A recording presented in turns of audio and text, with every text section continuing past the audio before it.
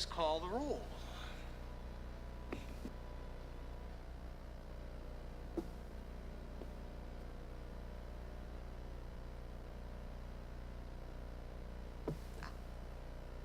Ms. Pearson? Present. Mr. Rollins? Mr. Scrivano? Mrs. McCulloch? Luda, you're muted. Mrs. McCulloch, you're muted. Oh, okay. I'll mark you as present. Mr. Siegel? Mr. Connor? Still no sound. Okay, now we can hear you. We can hear you now. Okay. Mr. Connor? Here. Ms. Stanford? Here. With 7 present, we have a quorum. Okay, we'll now take a moment of silence to be followed by the Pledge of Allegiance.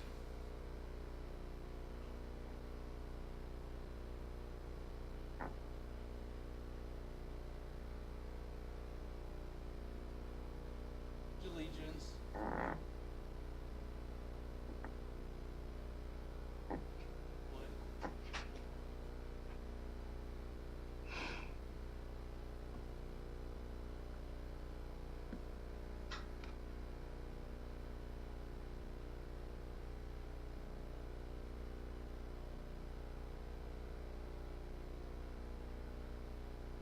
Okay, as we start each board meeting, I would just like to remind everyone of our mission. The mission of Rockford Public Schools is to collaboratively engage all students in a first-class education, changing world. I would remind all board members and all of our guests to have their masks on, covering their mouth and nose, and make sure you speak into the microphone clearly when it's your turn to talk. So I'd like to thank Connor and Rod, who have been helping behind the scenes to help us with our Zoom broadcast. I don't believe we have any speakers for tonight.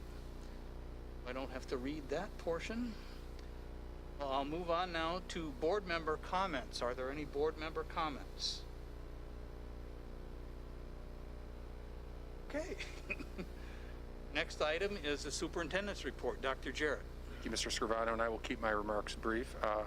I did want to just extend my sincere gratitude to the board in particular, but many, many members of our community for expressing their sympathy to my family and I during what's been a very challenging time with the passing of my father.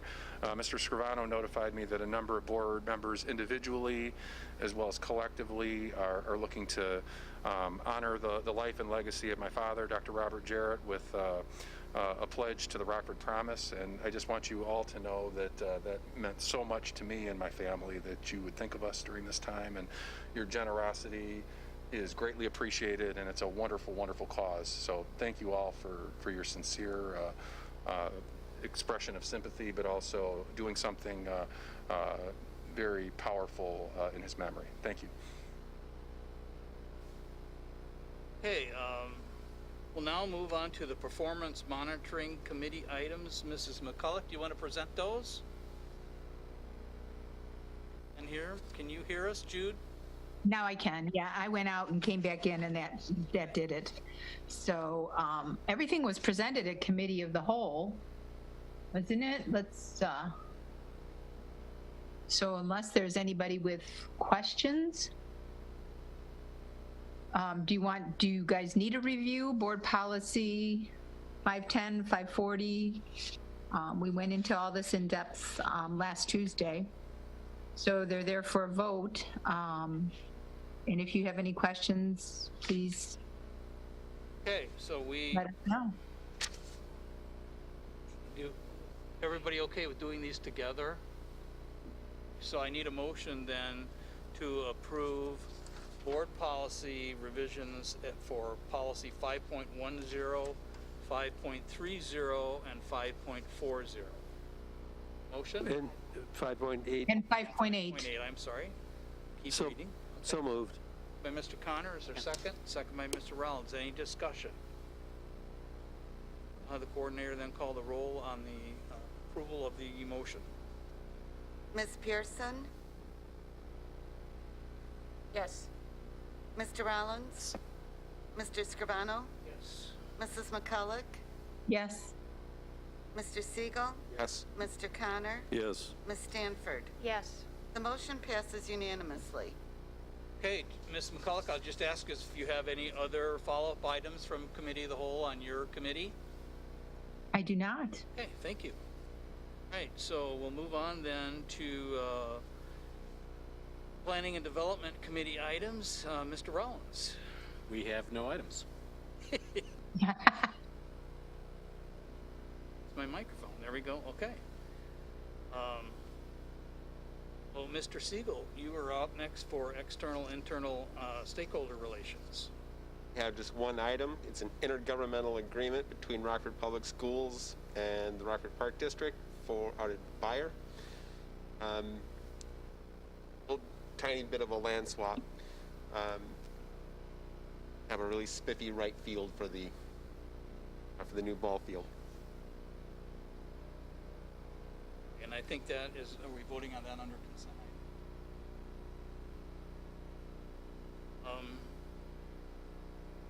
We have no new things for governance committee.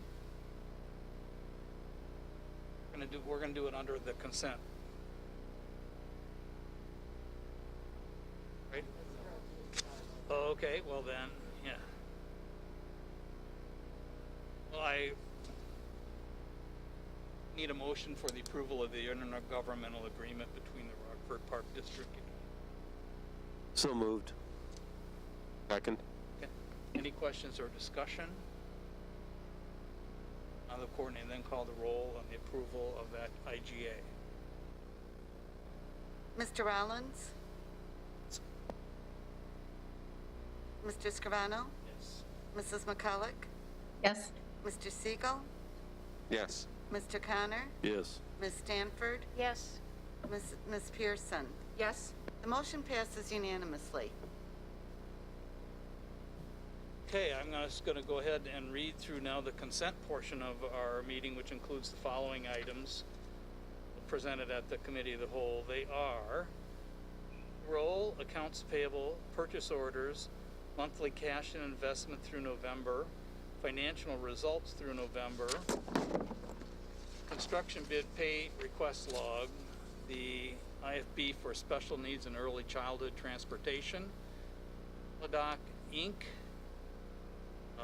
the recurring contract for academic approach, the recurring contract for Newsella, recurring contract for urban learning and leadership, the public sale of the Operations Support Center building at 1907 Kishwaukee Street. Pull item 11A because we already just voted on that one. That's the intergovernmental agreement. That's a different one. I'm sorry. Well, then that one is still on there. That's for the 5-0 policing, geo-policing site. Okay. And the meeting minutes of 12:08 and 11:30 and 11:24 that were corrected, contract purchase orders, superintendent's employment agreement, and the Freedom of Information Law. There a motion and a second to approve these consent items? So moved. By Mr. Connor, is there a second? Second. By Mr. Siegel, are there any consent items that board members wish to have pulled for separate consideration? 9G. G. Others? Have the coroner then call the roll on the approval of the consent items not pulled? Mr. Scrivano? Yes. Mrs. McCulloch? Yes. Mr. Siegel? Yes. Mr. Connor? Yes. Ms. Stanford? Yes. Ms. Pearson? Mr. Rollins? Yes. The motion passes unanimously.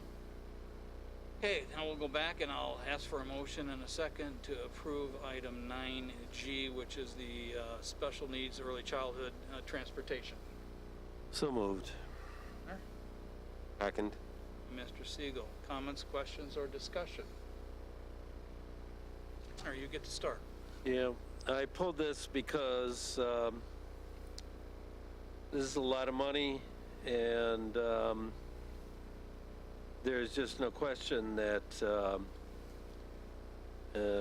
anybody who's looks at our budget and the difference here, it's quite a bit different, and there were 2 bids only. They were both quite high, but one was much higher than the other.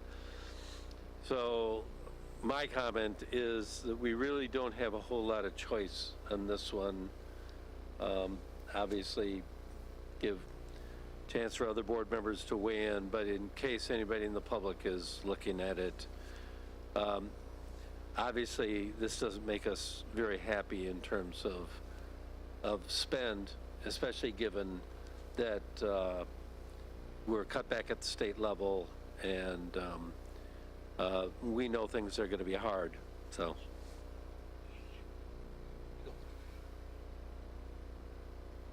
requested that we examine the possibility of during this contract to look at the possibility of bringing this service in-house. I think initially there's a lot of skepticism about how plausible that is, and I would agree based on previous contract numbers, which I think were extraordinarily low. Now that we've kind of had a bit of a financial attitude adjustment, it might be worth some discussion. We're going to vote for this contract. I think it would also be really worthwhile taking a close look at the possibility of bringing this service in-house.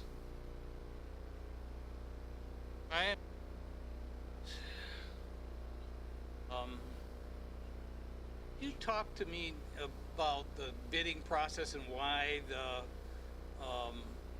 there companies that showed up for the meeting. There were 8 that showed up for the meeting and only 2 submitted bids. What happened with the other 6? Did they just feel that they couldn't do it, or? I can speak to at least 3 of them that specifically gave me reasons why they didn't turn in bids. One of them was second bidder last time around, ALCS Schools. Their bid was almost double that of Sunrise's the first time we bid it, and that's because model doesn't really fit our scale and how we do our transportation, and that's what they shared with me this time around and why they didn't bid. I believe National Express just had some concerns with the overhead coming into the market with all the uncertainty that we've had due to the pandemic. Then First Student wanted to bid a different price structure, which we had that mechanism built into the bid process, and the second time around we had it out for about 8 to 10 weeks.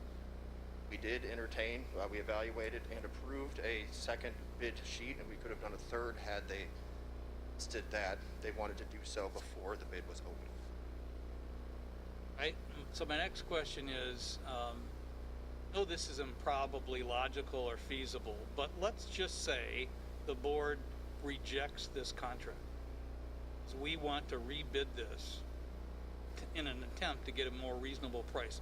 What would the reaction be of the bidders? I think the pattern so far is that the price is increasing over time.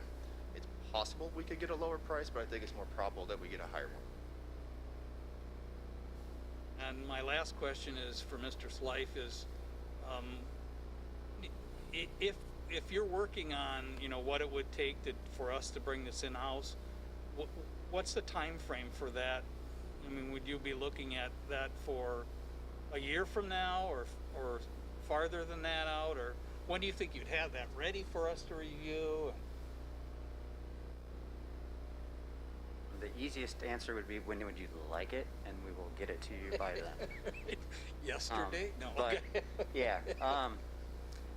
Realistically, June, during the summer, we should be able to get that to you. July, August, in that time frame. Right. We'll think about that. I guess I have one more question is, what's the out clause in the contract? I'll ask you that question. So can we give them notice We could, but essentially what you would be doing is a year notice because they would need to finish the school year. So essentially you would be giving them notice at the same time you're entering into the contract. Again, I think what the other bidders had expressed during the bid process was concern about the board's actions over the spring. And so I think the more that we create that kind of uncertainty, I don't know. I think Mr. Slife can certainly look at and prepare the numbers and what would be needed to bring it in-house. And then at that time, we decide if we want to give a year's notice or not. Well, So- I just got to say this because this just rubs me the wrong way. I think this is not good business just by this company.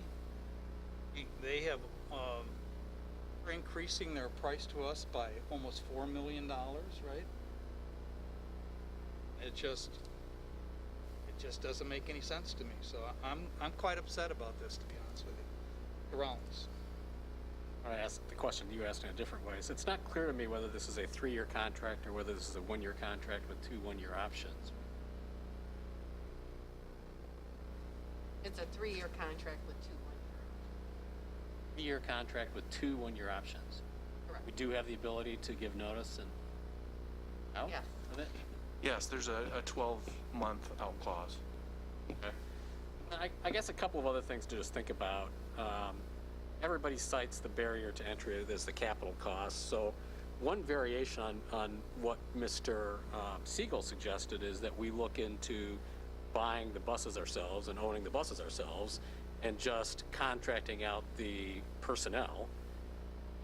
So it seems like that would be one possibility to think about. And the other, and we've talked about this with just our regular busing, we get more competition if we were able to break this up into smaller chunks. Anybody even looked at either of those models to see whether there are possibilities?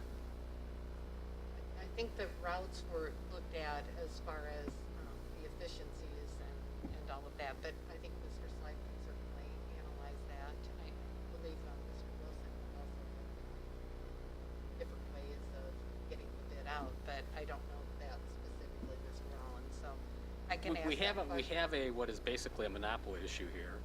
And I do think one of the issues is one of the big barriers to entry is the capital that has to be invested to come in here and start, for a new company to start fresh. So maybe one of the ways for us to get out of this is for us to buy the buses ourselves. Yeah, and we can look at that. Ken? Go ahead, Ms. McCullough. So a little deja vu, we had these conversations about bringing it in-house previously, and I'm glad we're back there again. But my question is for Ms. Hoadley. And Ms. Hoadley, would you move your mic so it's in front of you, because I can't hear you.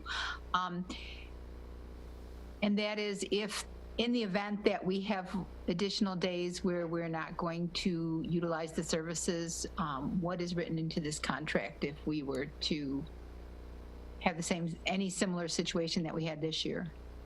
What we ended up doing in the effort to attract multiple bidders is agreed to cover a percentage of cost, so not the full cost. And I don't remember what the precise amount was, but it would be a percentage of the cost. So basically, just for clarification, if we approve this tonight, then we're in it for 2 years. Is that correct? Well, the contract is for 3 years with 2 option years, but there is a provision in there that we could give 12 months notice to terminate the contract. Right. So I guess what is this? This is January. Is this our typical time frame for renewing our busing contract for the special services and early childhood? Yes, we in particular gave a lot more time for the bid this time and got it out earlier, because one of the concerns we had from different entities was that they needed more time to ramp up in the event that they were going to take over those services. In this case, the lowest bidder is the current provider. Okay. So again, for clarification, because I'm just not understanding, I know it's a 3-year contract. I know it's with 1 year, with 2 1-year renewals. And if we want to opt out, we need to do it at 12 months. If Mr. Slife doesn't get us the information until June, and we decide that that's something that we can do, then we would give them notice in June for So we're with them for the following year until the end of that school year. We're not being held. You would be looking at 2 years. So I'm still not understanding.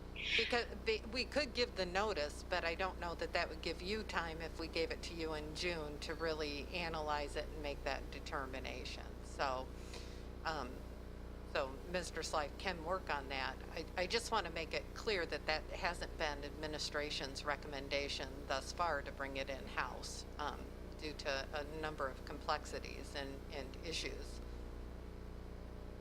But Mr. Slife has indicated he could work on it, and he may be able to get it to you sooner. All right.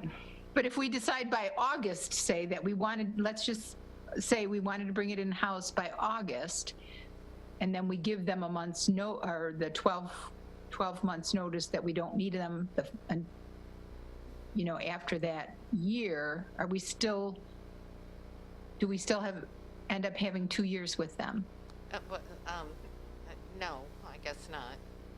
Okay, that's what I wasn't understanding from you. Okay, thank you for that. One more request, Mrs. Yar. Since we have a new board member, could you just go over how we as a district get reimbursed from the state regarding transportation costs, just so that one remembers that it's always a year after the fact and whatever. Sure. So we submit a transportation claim in August for our expenses, and then the state determines what our revenue will be for the following year. So when our expenses go down, like this year, our fiscal year 22 revenue will decrease because we have had less expenses this year in salaries and in one contract as well. So it's always a year behind. So it's not really a net. That's why there was an email exchange today where I don't like to net it because it's really 2 different fiscal years. So you'll see that we're going to be over budget in the contract for this year, but the following year we would get the additional revenue to make that reimbursement. And right now it's at 83%, but I expect that to really go down at some point. So 75% reimbursement is really a conservative amount, and I'm comfortable with using that amount. Helpful. Any other comments or questions? Yes, I do have a question. Ms. Pearson, yes. So, Have you move your mic a little closer? There we go. Okay. I know that this may put a little crunch on the time, but is it any way possible we can get the information a little sooner than May?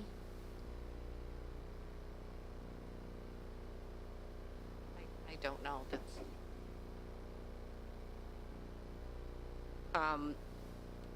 I mean, you said originally June. I'm sorry, I'm crossing over information, but I needed this question to ask my next question. I'm sorry.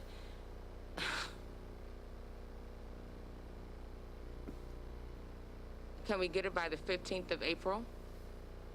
I would not push it that far. I think there's a lot of internal review, and we prefer to give you quality information than quick information. I would think. Okay, thank you.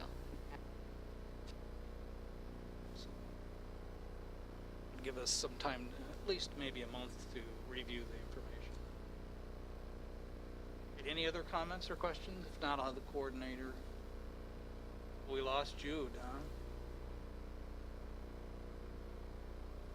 I'm here. Are you? Can you? Can't see? It says my video's on and it says I'm not muted, but I can vote. I can hear you. All right, good. Okay, I'll have the coordinator then call the roll on the approval of 9G for the special needs and early childhood transportation. Mrs. McCulloch, Yes. Mr. Siegel, Yes. Mr. Connor, Yes. Ms. Stanford, Yes. Ms. Pearson, Yes. Mr. Rollins, Mr. Scrivano. No. The motion passes with 6 yeses, 1 no.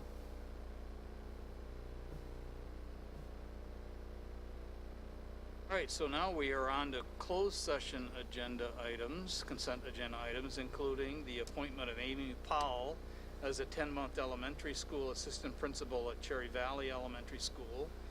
HR organizational report. Is there a motion and a second to approve the closed session consent items? So moved. By Mr. Connor, Second. second by Mr. Siegel. Any items that the board members would have pulled for separate consideration? Now the coordinator then call the roll on the approval of those two closed session consent items. Mr. Siegel? Yes. Mr. Connor? Yes. Ms. Stanford? Yes. Ms. Pearson? Yes? Mr. Rollins? Mr. Scrivano? Mrs. McCulloch? Yes. The motion passes unanimously. Okay, we're now on to new business and new agenda items and action reports by the board members. So the only action report that I have is life working on putting the analysis for us on the transportation, bringing it in-house for special ed and early childhood. Any other business for tonight? Any other action items or agenda items?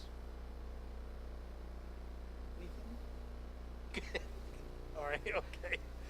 If there are no further comments or agenda recommendations by the board, I'll take a motion and a second to adjourn. So moved. By Mr. Connor, Second. by Mr. Siegel. All those in favor say aye. Aye. Same sign. We are adjourned at 7:43.